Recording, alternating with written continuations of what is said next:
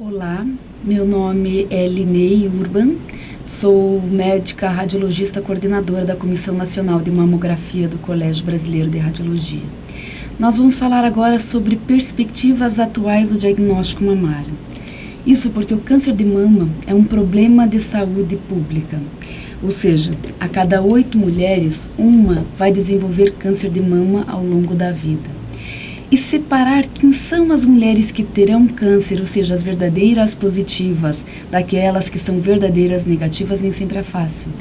E ainda tentando cada vez mais reduzir o número de falso positivo ou eliminá-las e reduzir o falso negativo. Portanto, o que nós vamos falar agora é quais são os métodos disponíveis para o diagnóstico do câncer de mama, como é a apresentação do câncer de mama nesses métodos e quais são os novos métodos de imagem que podem ser utilizados na prática clínica. Primeiro, então, vamos falar do que nós temos, quais são os métodos que nós temos para o diagnóstico, e para isso nós temos que dividir os nossos pacientes em dois grupos.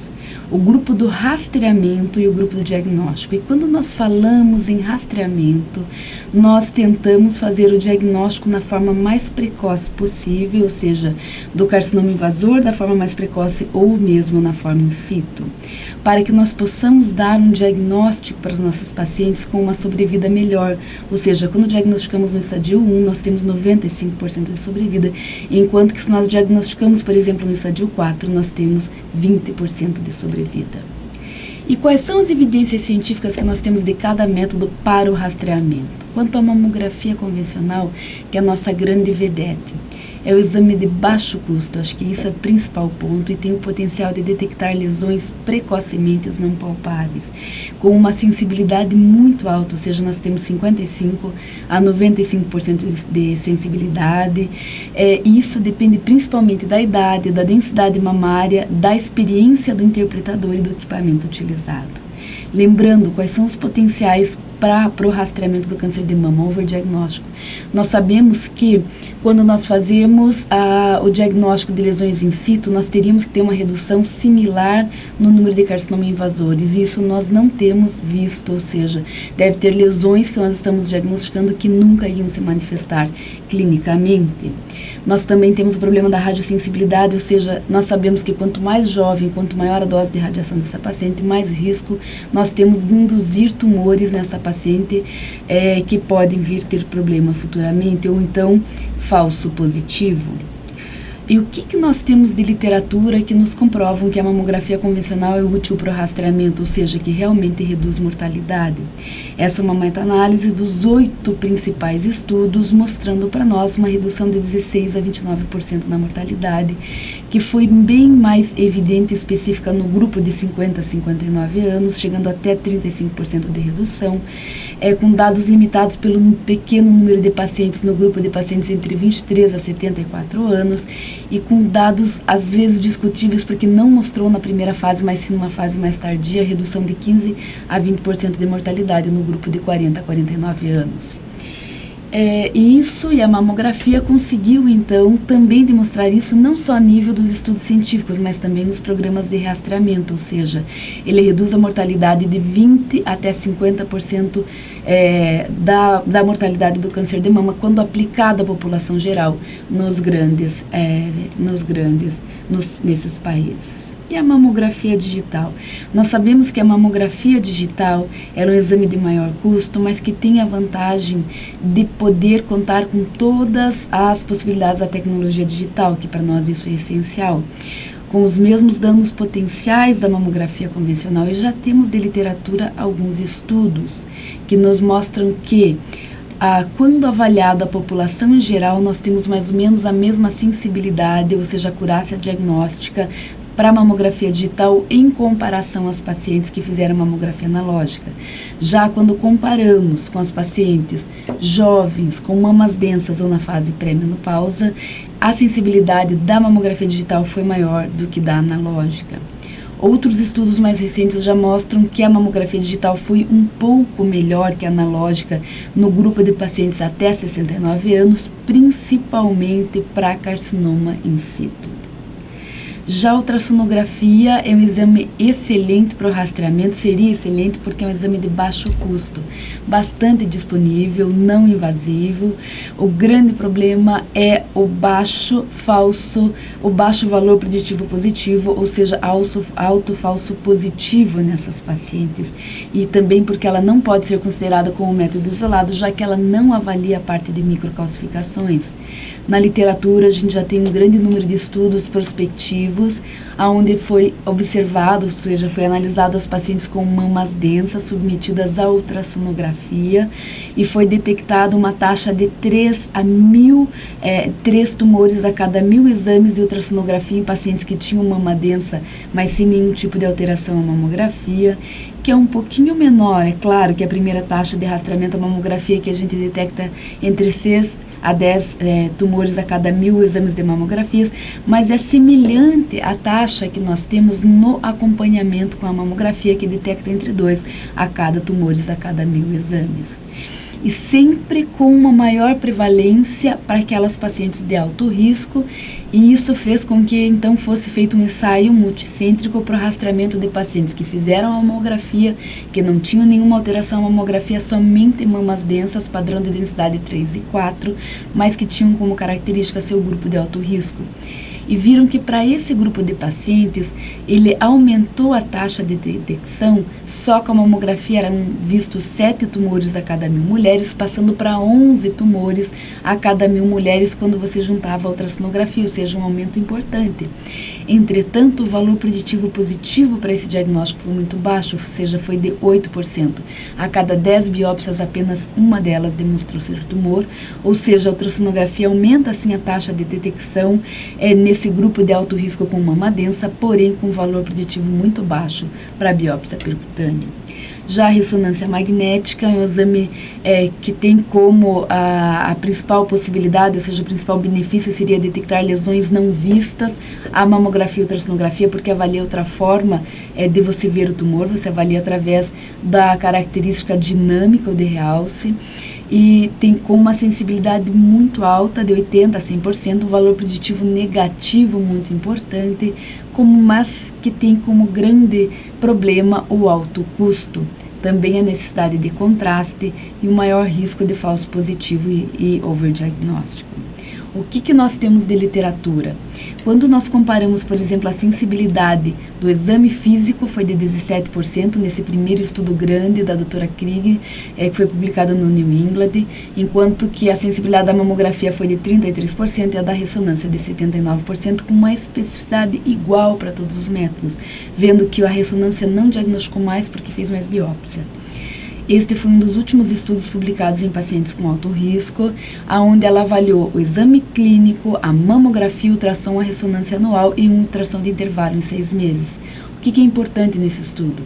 Que não teve nenhum caso de carcinoma de intervalo, que quando você fazia só mamografia era quase 50% de tumores de intervalo nessas pacientes. Veja que quando você aplicou todos esses métodos não teve nenhum caso de carcinoma de intervalo. Nessa ultrassonografia, a cada 6 meses não foi detectado nenhum tumor, mostrando que não tem utilidade. E que o índice de detecção desses exames variou de 5 tumores a cada 1.000 exames na mamografia. Com a ultrassonografia mais a mamografia, nós passamos para 7 tumores a cada 1.000 exames. Só a ressonância sozinha conseguiu detectar 14 tumores a cada 1.000 exames.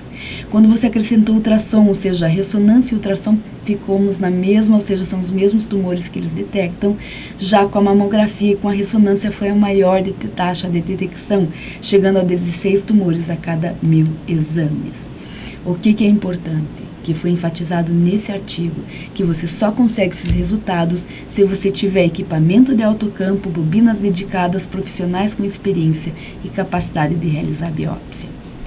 E quando nós falamos até agora na capacidade do diagnóstico, na realização do rastreamento, Já para o diagnóstico, ou seja, para aquela paciente que vem com um sintoma, com nódulo palpável, descarga papilar ou uma lesão, um eritema na pele, nós fazemos da seguinte forma, de forma generalizada, ou seja, abaixo de 35 anos começamos com a ultrassonografia, se não resolvermos, vamos então para a mamografia e ressonância magnética, acima disso começamos com a mamografia, se não resolver, vamos então para a ultrassonografia e ressonância magnética, com algoritmos diferentes e valor preditivo de cada método diferente de acordo com a lesão que você está utilizando. Mas como será a apresentação radiológica do câncer de mama nesses diferentes métodos, ou seja, a mamografia, ultrassonografia e ressonância, conforme o perfil histológico, molecular e genético? E essa característica é dada pela reação ou seja, pelo crescimento tumoral versus reação do tecido ao redor, ou seja, desde que as primeiras células crescem dentro da mama, você tem uma reação.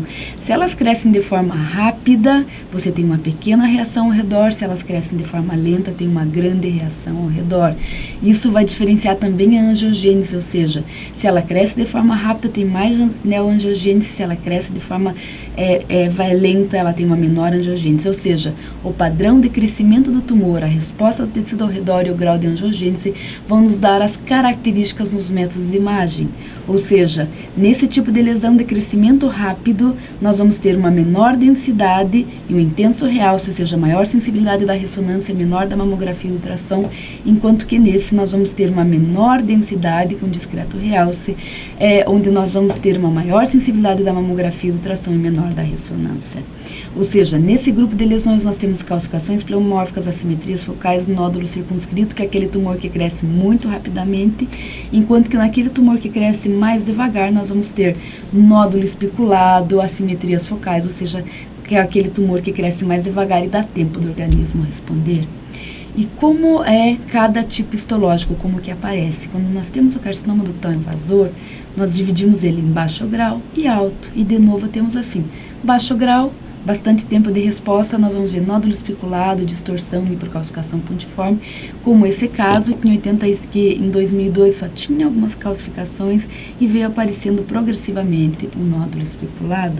Já o carcinoma in situ de alto grau, ele cresce rapidamente, então a principal manifestação vai ser o nódulo circunscrito ou calcificação pleomórfica com alto realce. A ressonância, dando casos como esse, onde ela tinha um nódulo, foi dado categoria B3, ela volta 5 meses depois com um nódulo heterogêneo invadindo quase toda a mama.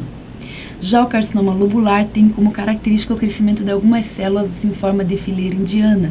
Isso vai dar como característica de imagem aquela assimetria sem margem definida, a mamografia, a ultrassonografia, você também vê geralmente uma sombra posterior e a ressonância um discreto realce. Dando caso como esses, onde você tem uma lesão palpável na mama esquerda, que a mamografia não consegue demonstrar, a ultrassonografia também não, na ressonância a gente vê uma área de discreto realce, fazendo um pouco de retração, na verdade é um carcinoma extenso que pega toda a mama esquerda. Já o carcinoma tubular, a característica é crescimento de túbulos de células, fazendo nódulo especulado, a mamografia, nódulo especulado, a ultrassom, nódulo especulado, a ressonância. Dando casos como esse, ou seja, aquela paciente que vem fazer um exame de rastreamento assintomática, um pequeno nódulo que aparece nos 3 exames. Já o carcinoma mucinoso, aquela paciente idosa, aonde as células vão crescendo e estão cheias de mucina. Então, a nossa característica de imagem é o nódulo arredondado, a mamografia, hipoicóico com reforço posterior ao ultrassom e com pouco realce a ressonância. Dando casos como esse, numa paciente de 56 anos que foi fazer mamoplastia e no diagnóstico anatomopatológico da peça veio um carcinoma mucinoso, ela veio fazer a ressonância posterior para ver se localizava o restante do tumor e nós vimos um nódulo bem circunscrito, que quando fizemos de novo a ultrassonografia localizada, na verdade no pré-operatório foi confundido como um cisto simples. Já o carcinoma medular é aquela paciente jovem com história familiar positiva, que tem um nódulo bem arredondado e circunscrito, porque são células que crescem rapidamente, bem diferenciadas, e vai ter bastante realce a ressonância, devido a essa característica, dando casos como esse. Nódulo arredondado, circunscrito, foi dada uma classificação de B3, foi fazer a nodulectomia, deu positivo e com margens comprometidas. A ressonância mostrava aqui a cavidade pós-cirúrgica e que tinha muito mais lesão do que a gente via a mamografia e ultrassom, com curva tipo 3. Portanto, os achados radiológicos são dependentes dos achados histológicos, ou seja, os tumores de baixo grau apresentam um crescimento mais lento, com maior resposta desmoplásica e menor angiogênese, o que aumenta a sensibilidade da mamografia e do ultrassom e diminui da ressonância. Já os tumores de baixo grau apresentam um crescimento mais rápido, com menor resposta desmoplásica, maior angiogênese, reduzindo a sensibilidade da mamografia e do ultrassom, aumentando da ressonância. E importante a gente avaliar não só a estabilidade, ou seja, a morfologia. E quanto ao tipo molecular, será que nós temos diferença? E nós sabemos que nós temos 3 grupos, aquele dos receptores de estrogênio e progesterona positivo, HER2 negativo, que é o melhor prognóstico, aquele intermediário, que é os receptores negativos, o índice de proliferação celular também, e aqueles com receptor negativo HER2 positivo, que teoricamente seria o pior prognóstico. Mas nós sabemos que aqui a gente trata com o tamoxifeno, muito bom prognóstico. Aqui tem o Herceptin, que mudou a história, também não ficou um prognóstico tão ruim. Portanto, o pior prognóstico atualmente é o grupo com triplo negativo. E esse grupo, a grande pergunta é, será que ele tem uma manifestação diferente? E isso foi estudado por alguns autores, que primeiro só queriam ver se o HER2 interferia na manifestação por imagem. E pegaram o grupo que tinha receptores de estrogênio e progesterona negativo, HER2 positivo, HER2 negativo, e viram que sim, era diferente. Tinha muito mais nódulo, a mamografia, o nódulo com margem mais circunscrita, e menos microcalcificação. E as microcalcificações geralmente eram quando era HER2 positivo. Geralmente o carcinoma in situ do HER2 negativo não tinha calcificação. A ultrassonografia, mesma característica, geralmente nódulo circunscrito, enquanto que o nódulo especulado era com HER2 positivo. Esse outro pesquisador pegou os 2 grupos, ou seja, HER2 negativo e HER2 positivo, e comparou com o grupo de receptores positivos também. E viu a mesma coisa, nódulo muito maior a prevalência no grupo triplo negativo e menos calcificação. Viu que a densidade foi similar, mas o triplo negativo mais associado a nódulo, menos a calcificação e menos carcinoma in situ, sugerindo que talvez a carcinogênese seja mais rápida e podendo requerer métodos adjuntos. E foi estudada então a ressonância. Será que a ressonância acompanha e tem uma característica diferente?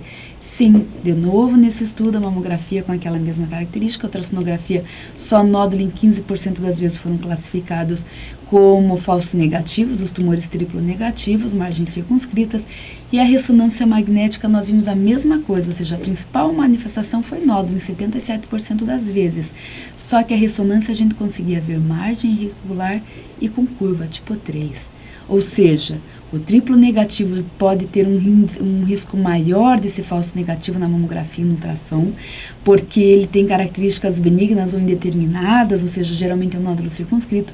Já a ressonância demonstrou 100% de sensibilidade, porque todos têm morfologia suspeita, apesar da forma a gente vê a margem e o padrão de Reals, dando casos como esse, onde você tem um nódulo, margens indistintas microlobuladas, mas a ressonância com uma captação muito precoce, com uma curva clássica tipo 3.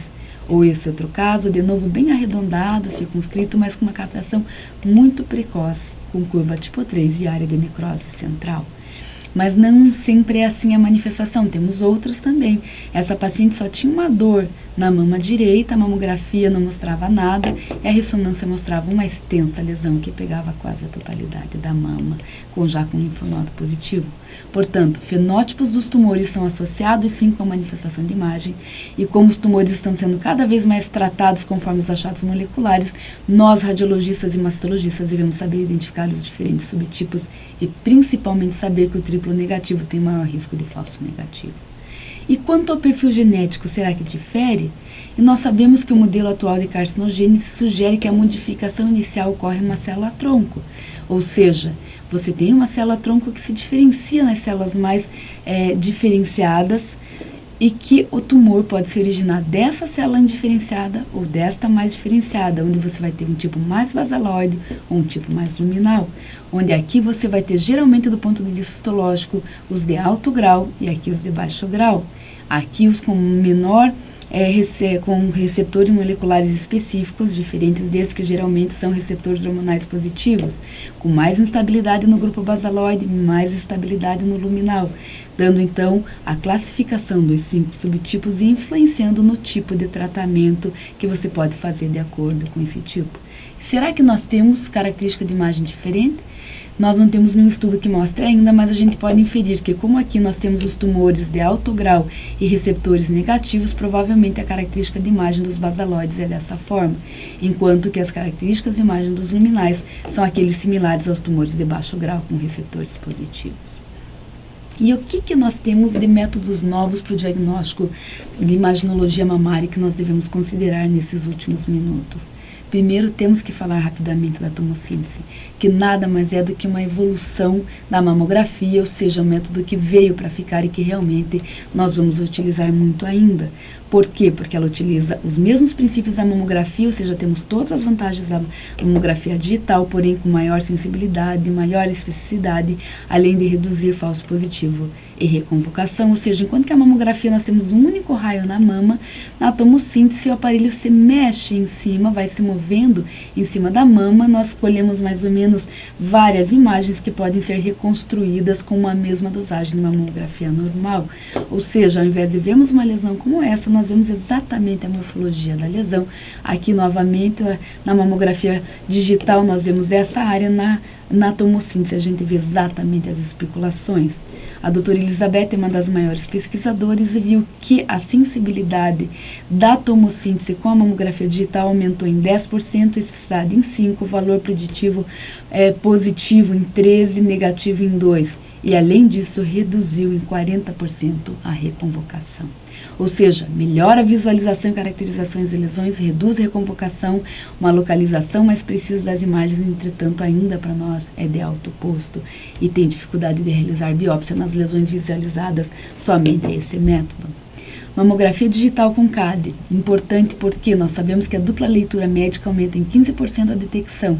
Então, teoricamente, ao invés de você ter um segundo leitor, você colocaria o CAD que identificaria as lesões, ou seja, reduziria custo, melhora a sensibilidade, reduz o tempo de laudo. Mas, de novo, o custo do software é alto, você tem que ter um banco de dados suficientes que até ajude a identificar essas lesões e ainda o valor preditivo e sensibilidade são baixos. Mamografia digital com contraste. Utiliza o mesmo princípio da mamografia, faz uma incidência antes e outra depois com o contraste. Vantagem? Potencial de detectar pequenos tumores captantes e sendo o menor custo que a ressonância. Mas o problema é que a gente tem que utilizar contraste endovenoso, ou seja, iodado. Isso tem um percentual grande de reação alérgica, ou seja, você tem pouco benefício com maior risco do que você teria, por exemplo, numa ressonância, e tem que ser pensado. Já a fusão da mamografia digital com ultrassom é uma tecnologia em desenvolvimento, ou seja, você colocaria os dois, você localizaria na mamografia e já viria a lesão no ultrassom, ou seja, você teria como vantagem permitir uma melhor comparação entre os métodos. No momento do exame, tem a possibilidade de ser mais econômico em comparação ao ultrassom feito pelo médico, mas ainda está em desenvolvimento, ou seja, nós ainda precisamos ver se a gente consegue colocar isso na prática clínica. Do ponto de vista da ultrassonografia, nós temos a ultrassonografia com contraste, onde o objetivo seria melhorar a especificidade do ultrassom para diferenciar lesões benignas e malignas. Ou seja, você identificaria a lesão, injetaria o contraste e faria uma curva ao longo do tempo. Das lesões benignas e das lesões malignas você teria uma curva diferente. Ou seja, você teria como vantagem a possibilidade de aumentar a especificidade da ultrassonografia na diferenciação das lesões benignas e malignas.